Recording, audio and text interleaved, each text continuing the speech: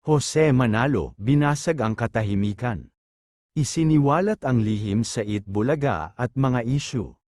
Isang kwentong showbiz na yayanig sa industriya.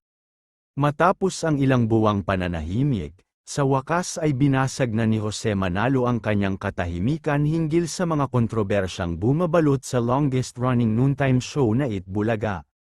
Sa isang exclusive na panayam sa isang kilalang digital talk show, ibinulgar ni Jose ang ilang matagal nang tinatago-tagong isyu sa likod ng kamera, mga silot, lihim na alitan, at mga hindi inaasahang revelasyon. Sa simula pa lamang ng panayam, halatang emosyonal si Jose. Hindi niya maitago ang kaba at lungkot habang sinisimulan ang kanyang pagsasalaysay. Matagal ko nang kinikimkim to. Pero ngayong panahon ng pagbabago, panahon na rin para magsalita ako. Hindi na ito tungkol sa personal na sama ng loob. Ito ay para sa katotohanan, ani Jose habang pinipigil ang luha. Ayon kay Jose, matagal nang may tensyon sa pagitan ng ilang mainstay hosts ng Itbulaga. Pinangalanan niya sina Joey De Leon at Vic Soto bilang sentro ng ilang power play sa produksyon. Minsan, parang hindi na pantay ang trato. May mga paborito. May mga hindi binibigyan ng boses. Ilang beses ko na rin pinilit na isantabi ang nararamdaman. Pero darating talaga sa punto na mapupuno ka, sabi ni Jose.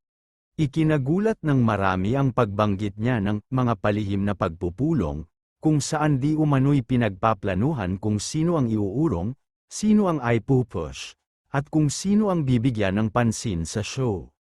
Isa sa mga pinakamainit na bahagi ng panayam ay ang pag-ungkat ni Jose sa isyu ni Atasha Mulak, na unang pumutok dahil sa umano'y hindi magandang trato sa kanya ng ilang senior hosts. Nakita ko kung paano siya umiwas. Kung paano siya pinatahimik. May mga pagkakataong gusto ko siyang ipagtanggol, pero natatakot din ako noon. Ngayon, hindi na, aniya. Ibinunyag ni Jose na nakita raw niya mismo ang ilang hindi kaaya-ayang interaksyon sa backstage, kung saan tila nilalay si Atasha, hindi binibigyan ng script, at binabawasan ang exposure.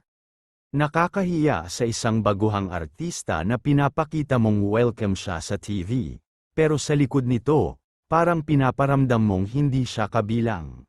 Kaagad namang naglabasan ang reaksyon mula sa ilang kasamahan ni Jose sa showbiz.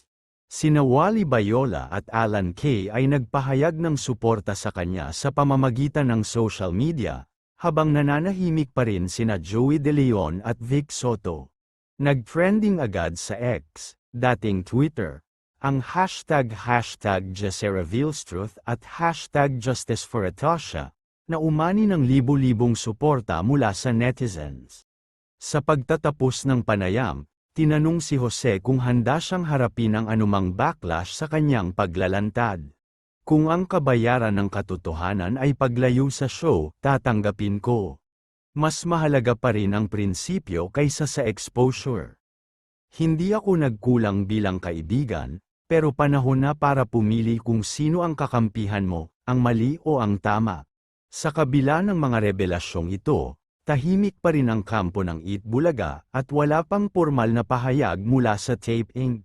Ngunit isang bagay ang malinaw na gising ang publiko sa isang realidad na matagal na palang tinatago sa likod ng tawa, saya, at palakpakan tuwing tanghali.